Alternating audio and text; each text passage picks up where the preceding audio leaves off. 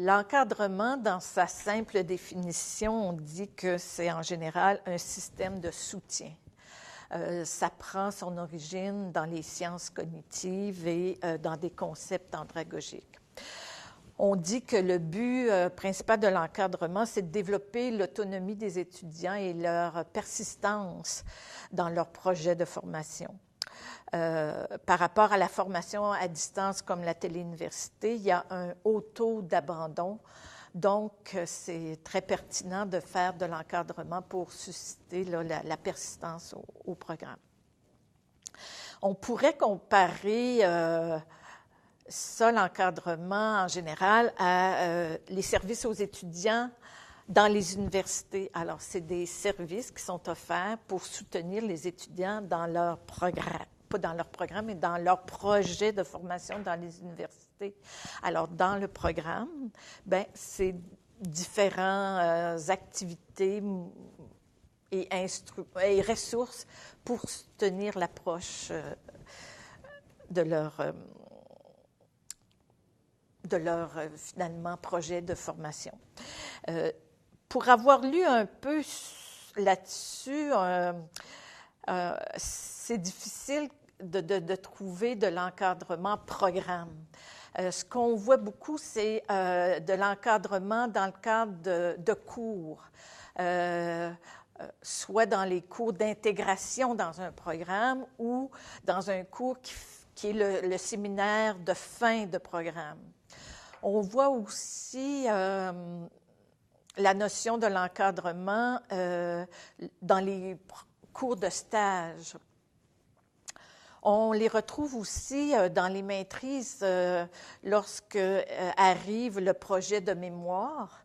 Alors, on parle d'encadrement selon qu'est-ce qu'on attend du directeur de mémoire ou du directeur du projet de recherche. Mais par rapport à l'encadrement programme, il y a des écrits de deux professeurs de la téléuniversité qui sont M. Deschênes et Mme Paquette, qui ont identifié vraiment une définition, je pourrais dire. On dit que l'encadrement regroupe toutes les formes d'activités de support impliquant une intervention humaine faite dans le but d'assister l'étudiant dans la formulation et dans la réalisation de son projet de formation et dans sa démarche d'apprentissage.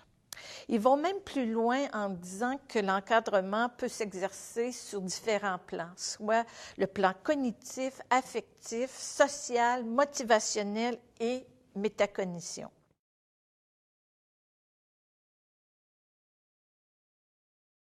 Sur le plan cognitif, l'encadrement, c'est le traitement de l'information concernant le domaine conceptuel ou des aspects méthodologiques ou administratifs.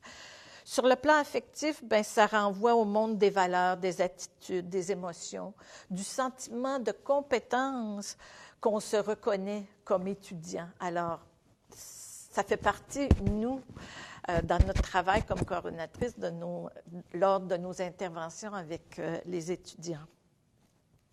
Sur le plan social, on sait que les approches socio-constructivistes et socio-cognitivistes considèrent que tout apprentissage significatif suppose une interaction avec des individus, avec finalement la communauté d'étudiants dans le programme ou d'étudiants dans l'université. Sur le plan motivationnel, mais ça concerne toute la mobilisation de l'énergie pour faire quelque chose ou encore l'intervention d'un tiers pour stimuler l'énergie et l'intérêt chez une personne. Les interventions touchant la motivation visent l'engagement et la persistance de l'étudiant dans la réalisation de ce but. Je dirais qu'on a souvent, lorsqu'on a un contact avec les étudiants, c'est souvent pour régler des problèmes, mais c'est aussi pour mettre l'accent sur le côté motivationnel. Et finalement, ils ont parlé de l'encadrement sur le plan métacognitif. Ça concerne la réflexion consciente par l'apprenant de son fonctionnement cognitif. de ses manières d'apprendre et les stratégies destinées à la gestion de sa démarche. Les interventions sur ce plan visent donc la prise de conscience. Et ça, c'est plaisant à faire dans la conversation qu'on a avec les étudiants, de les faire réfléchir sur leur démarche et sur leur apprentissage et comment eux, ils apprennent et comment ils peuvent s'en servir après dans les autres cours ou dans les autres interventions qu'ils ont à faire.